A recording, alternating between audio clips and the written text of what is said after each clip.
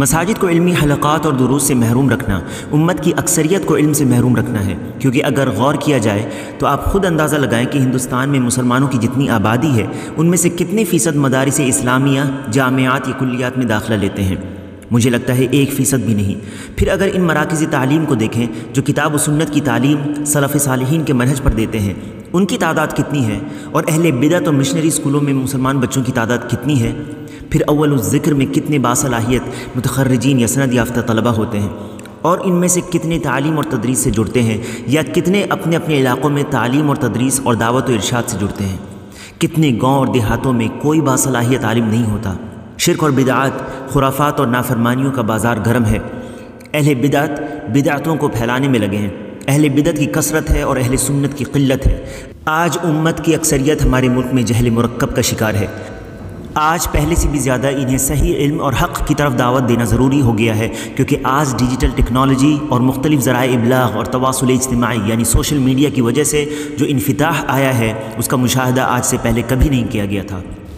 تمام اہل باطل، ملحدین، مشرکین اور اہل بدعت اور کفر کی طرف دعوت دینے والے شبہات کے ساتھ ساتھ شہواتی فتنوں کے یلغار کے ساتھ ان کی فطرت اور ذہن پر چڑھائی کر رہے ہیں، اور علم اور ایمان کی کمزوری انہیں ان کے محالک تک پہنچا رہی ہے۔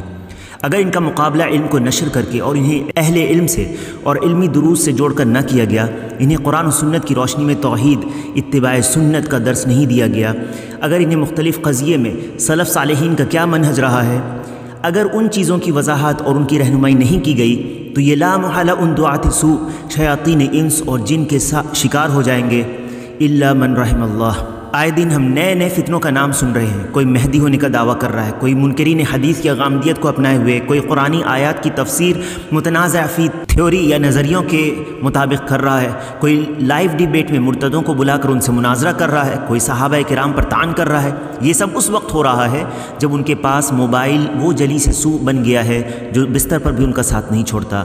امت میں خاص کر امت کے نوجوانوں میں خیر بھی باقی ہے، مگر بہت سارے نوجوان ایسے ہیں جنہیں صحیح رہنمائی نہ ملنے کی وجہ سے یہ خیر کو شر اور شر کو خیر سمجھ لیتے ہیں۔ عبداللہ ابن مسعود رضی اللہ عنہ کہتے ہیں، کیف انتم اذا لبستکم فتنہ یحرم فیہا الکبیر ویربو فیہا الصغیر اذا ترک منہا شیء قیل ترکت السنہ۔ کہتے ہیں تم فتنوں کے وقت میں کیا کرو گے جب ان فتنوں میں بڑا بوڑھا اور بچہ بڑا ہو جائے گا؟ جب ان فتنوں میں کوئی چیز یعنی بدعت کو ترک کر دیا جائے گا تو لوگ کہیں گے سنت ترک کر دی گئی۔ لوگوں نے کہا ایسا کب ہوگا؟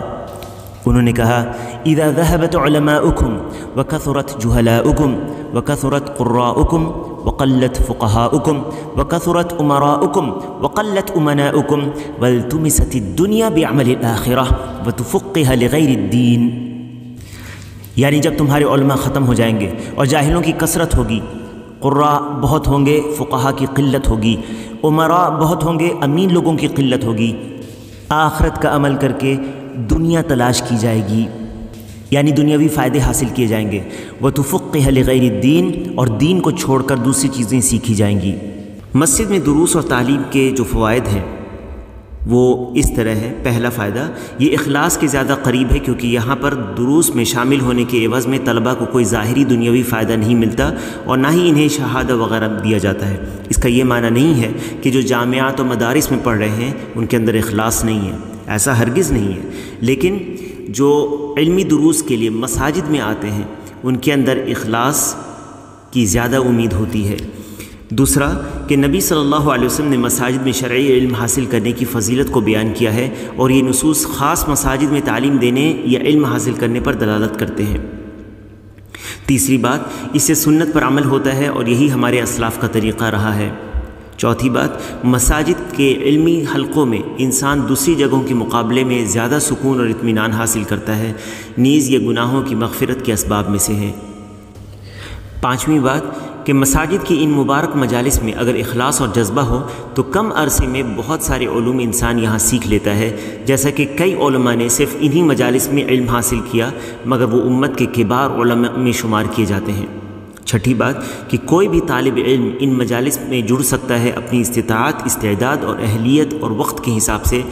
بعض طلاب علم ہوتے ہیں اور بعض فوائد حاصل کرتے ہیں، یہاں تک کہ عوام الناس بھی ان مجالس علم سے فائدہ اٹھاتے ہیں۔ جبکہ جامعات میں محدود تعداد میں ہی طلبہ داخلہ لے سکتے ہیں۔ 7ویں بات، ان کے ذریعے علم بڑے پیمانے پر نشر کیا جا سکتا ہے، خاص کر توحید کا علم یا ان مسائل کی تعلیم جن کا علم حاصل کرنا فرض عین ہے۔ 8ویں بات کہ لوگ ان مجالس میں مدرسین اور طلاب علم کو دیکھ کر ادب بھی سیکھتے ہیں اور استاد و شاگرد کا تعلق مضبوط ہوتا ہے۔ یہ چند باتیں ہیں جن سے مساجد میں دروس کی اہمیت کا پتہ چلتا ہے۔